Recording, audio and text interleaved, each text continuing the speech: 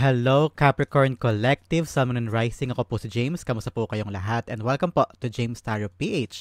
Diretso na po tayo sa inyong weekly reading for April 28 to May 4. So, patapos na tayo ng Abril, papasok ng Mayo. Ano ang mga balak nyo this time? Ano ang mga inaasahan mo mangyari sa kalagitnaan ng mga bagay na ito? From April, tatawid tayo ng May. So, Capricorn, sa ating reading, ako rin nyo lang po yung makaresonate kayo and leave the rest. Yung pong ibang impormasyon ay para po sa ibang Capricorns po yun. Kaya patalasan nyo po ang inyong intuition para makuha nyo po yung akmang messages na kaloob po sa inyo na yung mismong spirit guide sa ating reading for today. Thank you po again for the like, sa mga nakishare po, sa mga nag-subscribe. Gayon din po lalo't higit sa mga hindi nag-i-skip ng ads, saka po sa mga nagdo-donate. Napakabait nyo po. Thank you again for your generosity and kindness. So Capricorn, ano ang naghihintay sa inyo ngayong April 28 to May 4? Inhale and exhale. At the center of your reading, you have the Five of Wands. In the area of what you want, you have the Seven of Pentacles. In the area of what you need, you have the Magician. Ooh. In the area of what's affecting your current energy, meron kang Seven of Wands. In the area of your near future, meron kang Ten of Swords. In the area of your challenge, you have the Three of Pentacles. In the area of your fortune, meron kang Page of Cups. Wow. Beautiful. Beautiful surprise. Pag-usapan natin later. In the area of your divine advice, meron kang Temperance card. Wow. In the area of your outcome this whole week, Capricorn, meron kang Five of Cups. Lovely. At the bottom of your deck, meron kang Five of Pentacles. You have 5 here. Many changes ang darating sa life mo this time, Capricorn. May mga bagay kang dapat baguhin at may mga bagay na magbabago sa'yo. Especially here with the Five of Pentacles, now is the right time for you to really think hard enough kung paano makakahanap ng ways, kung paano ka makakawala sa struggle, financial struggle, sakit, ganyan. If you feel so alone, mag-isa ka lang ba ngayon at walang tumutulong sa'yo? Kung meron kang inaasahan dapat na pera pero wala nagpapautang sa'yo, wala nagbabayad sa'yo, o di kaya ito yung mga panahon na ang dami mong utang at hindi mo alam kung paano makababayad. Marami ka ring sinusubukan trabaho, pagod na pagod ka sa trabaho pero parang hindi sumasapat yung kita para matugunan yung mga pangangailangan. So now, I really feel you, Capricorn. Ang daming struggle this time.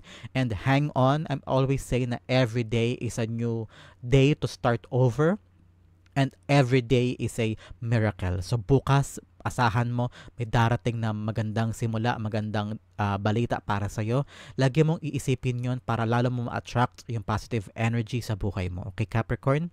Simulan na natin ang iyong reading. In the core of your spread, you have the Five of Wands. May mga pagkatalo, may mga away siguro ikaw nararanasan this time. Pagkatalo ba ito sa family member, sa lover, sa katrabaho, sa negosyo. Meron kayo hindi pagkakaunawaan and you can't seem to meet eye to eye.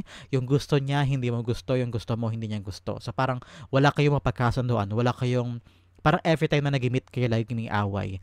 And nahihirapan ka na sa gantong setup. Pwedeng sa trabaho din ito o kaya sa negosyo, hindi lang basta sa pamilya, pero nakikita ko na yung mga tao sa circle mo ay nahihirapan ka makibagay sa kanila.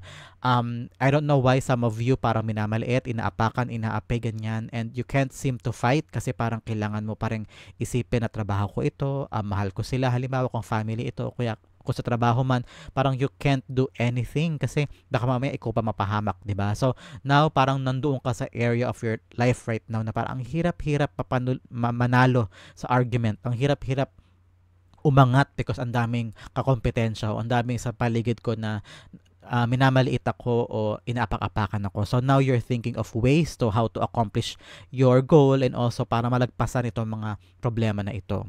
Five of Wands being clarified by the Emperor card. Yes, gusto mong bumawi, gusto mong manalo, gusto mong tapangan ang sarili mo, pero parang constant lagi yung battle. Parang lagi mo iniisip, what if sumagot ako? What if lumaban ako? What if tapatan ko to? Ganyan. So, pero lagi mo iniisip, baka mabaliktad ako, baka sa akin bumaling yung sisi, baka may ako ang pag-initan, baka may mawalan pa ako ng trabaho. For others, ko ito man ay problemang pamilya, nakikita ko na parang this time gusto mo na magsalita, gusto mo na lumaban, gusto mo nang sabihin yung nararamdaman mo, gusto mo na ipaglaban ng sarili mo, gusto mo nang baliin yung maling kwento o maling sinasabi against you. Parang this time gusto mong itama yung nangyayari at ipaglaban din ang sarili mo kasi you feel so left alone, parang pinag-iinitan ka, pinagtutulungan ka, so nandun yung energy mo this time. In the area of what you want, you have the Seven of Pentacles. Parang may iniintay ka ng balita o may hinihintay kang resulta na parang pag ito na lang nakuha mo, lalarga ka na. Makakaalis ka na sa struggle na ito at makukuha mo na yung gusto mo. Pwede ka nang umalis, magkakaroon ka ng freedom to do what you want and to go where you want. And I'm hearing you're praying so hard na parang, God, please ibigay mo na sa akin tong resulta na to. Ibigay mo na sa akin tong good news na to. Itong go signal, ito para makaalis na po ako. Ito na po talaga hinihintay ko kung bakit nananatili pa ako dito. Kung bakit tinitiis ko tong ginagawa sa akin. Because ito po yung hinihintay ko eh. Yung parang naririnig kong gusto mong makuha this time.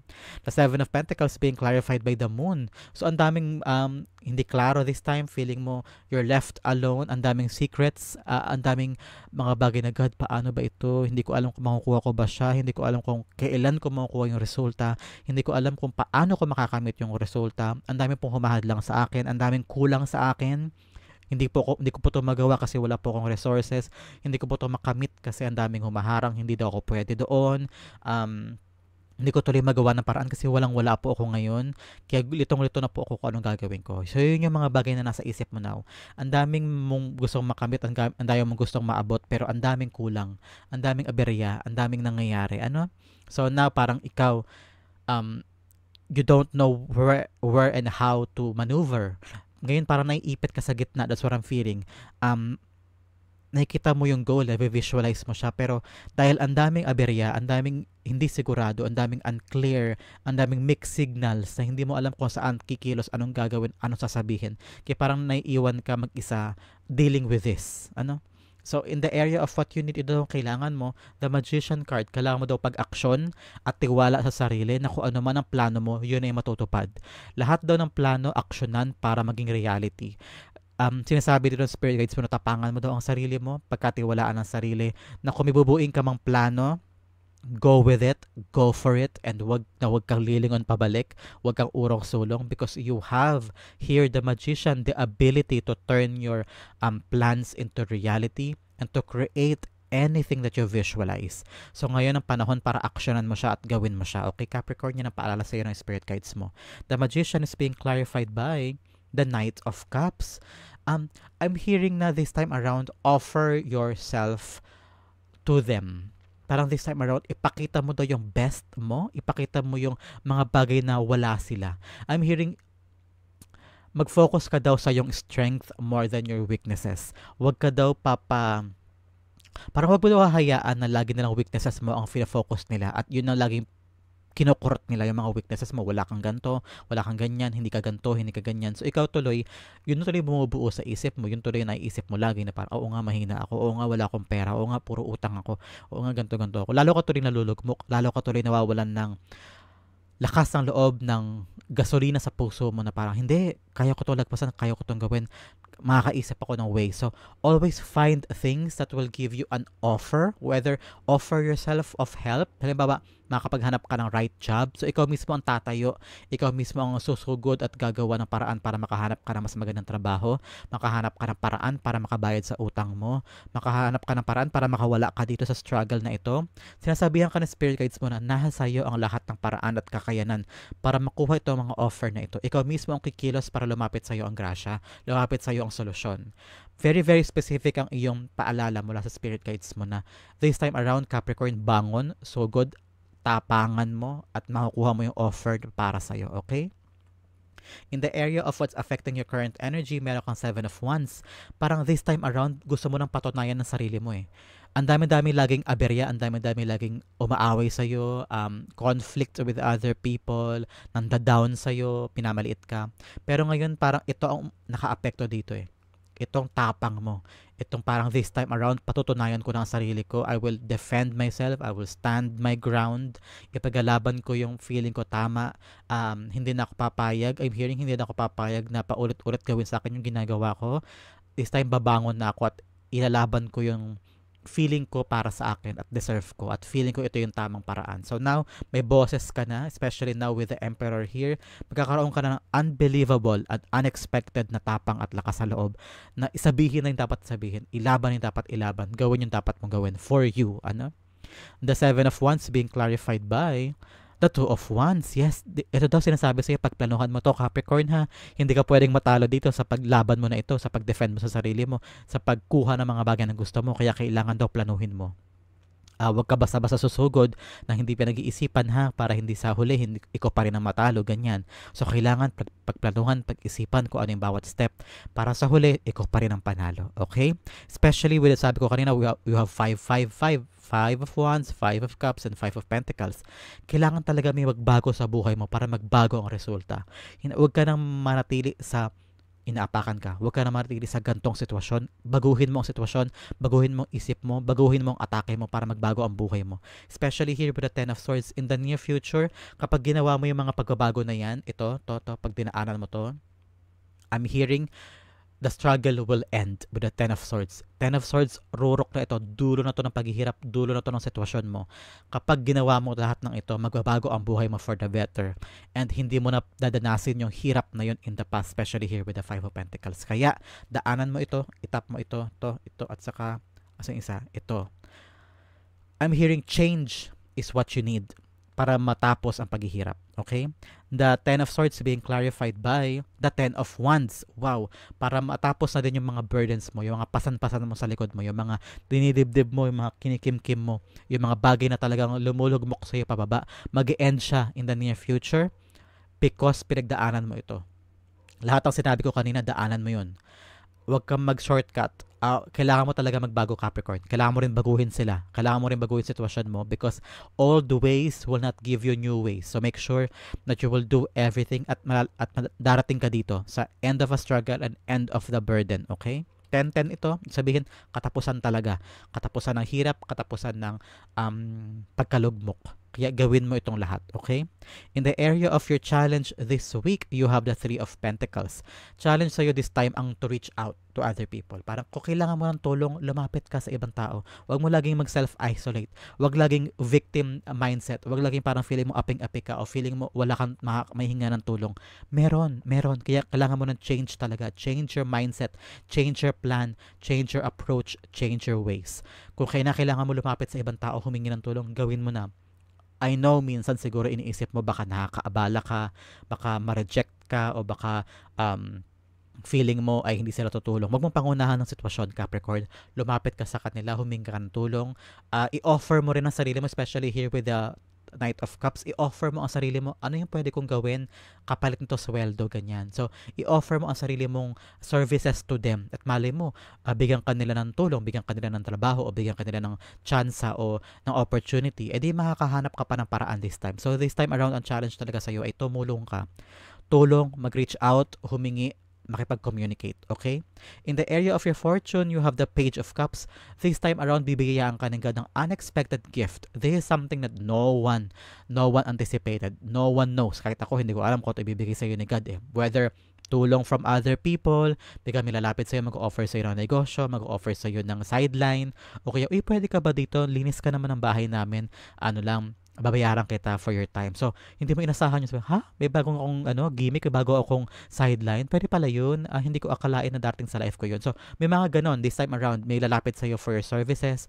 May lalapit sa'yo, magbibigay sa'yo ng pautang. O kaya, something unexpected will come to you this time. So, yakapin mo, i-anticipate mo yung mga unexpected gift coming to you. I-clarify ko pala muna tong Three of Pentacles. You have the Ten of Swords, yes. Para matapos talaga ang paghihirap, kailangan mong mag-reach out to other people. I-clarify natin ang Page of Cups. You have the Queen of Pentacles, yes. Wow, this unexpected gift will give you enormous resources. Kaperahan ito para bibigyan ka rito ng mga bagay o monetary na kinakailangan mo this time. Kung kailangan mo ng pera, nandiyan. Kung kailangan mo ng pagkain, nandiyan. Makakabili ka na ng mga pangailangan mo, makakabayad ka na sa bills.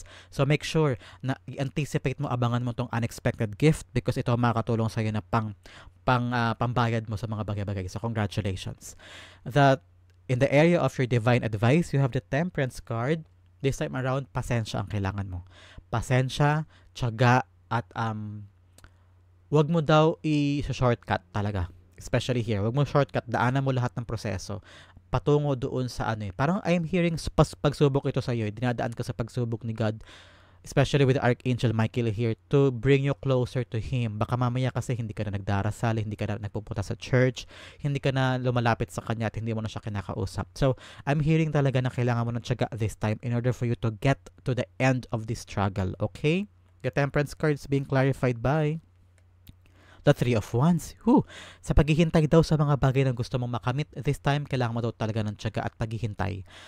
Pagkatiwalaan din, magkaroon ka daw ng trust kay God, trust din sa path na, yes, ibibigay niya sa akin to at the right time, at the right day, at the right moment. Ipagkakaloob niya ito sa akin sa panahong kailangan ko. So, ikaw naghihintay ka talaga eh. Pero sabi ni Archangel Michael, magtiwala ka, magkaroon ka ng pasensya at ibibigay niya sa iyo at the right time, okay? Ang yung outcome na napakaganda, pag-usapan natin. But first, let's have additional messages from the Divine. Unang-una, meron kang number 6. Ano ang number 6? Importante po bang number sa inyo yan? There is a confirmation that this message is for you. Your heart is your gift. Gift daw. You are a natural born nurturer and have a great talent for helping and healing others. You are the epitome of self-sacrifice and a protector of those you love. I am nurturing. So nakikita ko dito dahil lagi kang nandyan to help others. Anong nangyari tuloy, walang tumutulong sa'yo. Parang lagi kang, kilala ka nila bilang great helper. Kilala ka nila na parang tulungan. Andyan si Capricorn, tutulungan tayo niyan. Pero in time of your need, nahihiya kang humingi ng tulong, nahihiya kang to approach them. Kasi feeling mo nakakaabala ka o feeling mo mahina ka. Pero this time around, baguhin natin yun. Kung ikaw kailangan mo ng tulong, humingi ka ng tulong, okay? Ito pa ang area na kailangan mo pagtuunan this whole week, Capricorn. You have discipline. I can accomplish what I set my mind to. Especially here with the Temperance card, patience and discipline na hintayin yung mga ipagkakaloob sa'yo. Okay, Capricorn? In the area of your outcome, you have the Five of Cups. Napakagandang outcome ito. Sinasabi dito na ready ka na natalikuran ang nakaraan, especially with the struggle here. Marami nakapanakit sa'yo, maraming nagpabaya sa'yo, marami kang huningian ng tulong pero hindi ka sinuportahan man lang o hindi ka inalalayan. Ito na ang pagkakataon sa'yo in your outcome to really forget the past. Patawarin yung mga nasa karaan, patawarin yung mga nakaraang pain, sitwasyon, mga tao na talagang nakapanakit sa'yo. And this time around, matatanggap mo na, okay, time na for me to move on and fight for myself. Kailangan mo ng kumilos with a magician at kailangan mo i-offer ang sarili mo sa ibang tao para mahanap mo yung swerte pabalik sa'yo, okay? Now is the right time for you to turn yourself around and look for the future. At nandoon ang swerte. Nandoon ang kaalisan mo sa struggle, okay? The Five of Cups being clarified by the Ace of Wands. Wow! Kapag natanggap mo na yung nakaraan, kapag natanggap mo na sa sarili mo na wala na ako mababago sa past, okay na ako, ang mahalaga sa akin tong present and future, kapag nagawa mo yun, darating sa iyo ang isang opportunity, whether job, whether sideline, ganyan. At ito magbibigay sa iyo ng bagong buhay. Out with the old, in with the new. Kaya ikaw, please Capricorn, talikuran mo na ang nakaraan and move forward para pumasok na tong swerte na ito at makawala ka na sa struggle. Okay, Capricorn, that is your April 28 to May 4 reading. Sa po kayo naka-resonate, sa po kayo naka-relate, comment down below and I'll be reading your messages. Thank you again for watching. This has been James for James Tarot PH. God bless everybody.